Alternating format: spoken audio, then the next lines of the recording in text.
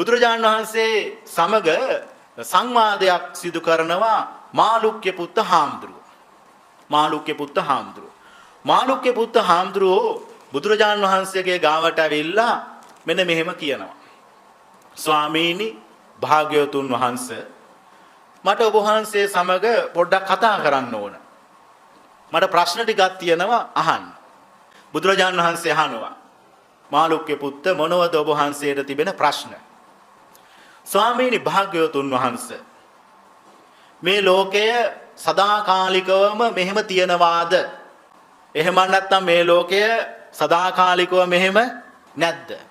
මේ ලෝකේ විනාශ වෙනවාද? මේ ලෝකේ විනාශ වෙන්නේ නැද්ද? ජීවය ශරීරය කියන්නේ දෙකක්ද?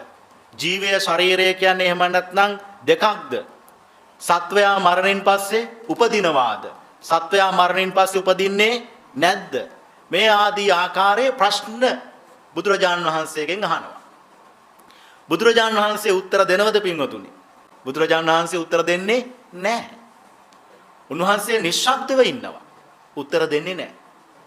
මාළුක්‍ය පුත්ත හාමුදුරුවෝ කියනවා මම ඔබ වහන්සේ සමීපයට එන්න ඉස්සෙල්ලා ගොඩාක් ගෞරවයක් තිබුණා, ශ්‍රද්ධාවක් තිබුණා, පැහැදීමක් තිබ්බා.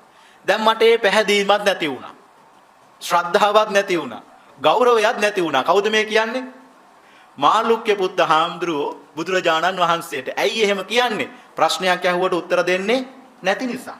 ඊට පස්සේ බුදුරජාණන් වහන්සේට මාළුක්‍ය පුත්ත හාමුදුරුවෝ කියනවා හොඳයි ස්වාමීනි භාග්‍යවතුන් වහන්සේ මට මේ ප්‍රශ්නෙට උත්තර ඕනේ නැහැ.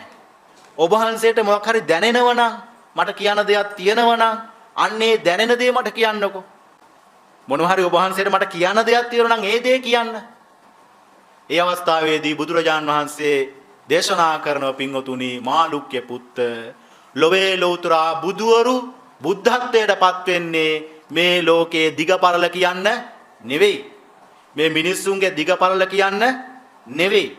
බුදුවරු දුකත් දුකට හේතුවත් දුක නැති කිරීමත් දුක නැති කිරීමේ මාර්ගයත් දේශනා කිරීමටයි බුද්ධත්වය ලබා ගන්නේ.